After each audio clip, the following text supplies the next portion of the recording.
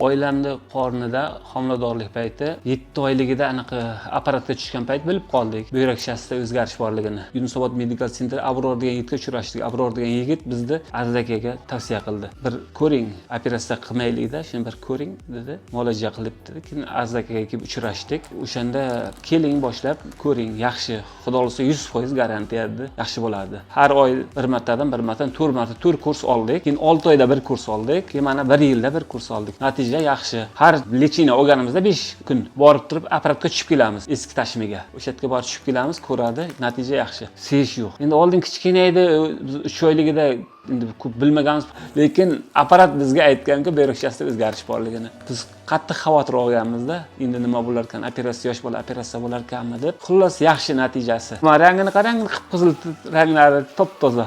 Rangini ko'rib o'zi mana qarang, qon yurib, tomirlari ko'rinyapti. Yaxshi, Xudoga shukr, hammasi zo'r. Yosh bolani operatsiya qilgandan ko'ra, operatsiya yo'ldan ko'ra men shu yo'l yaxshi deyman. Boshimizda o'tkazganimiz uchun, sinab, anavi ko'rganimiz uchun foyda topganimiz uchun operatsiyadan ko'ra men shu yaxshi. Kelsin, ko'rsin, shu foydasini keyin aytadi-da.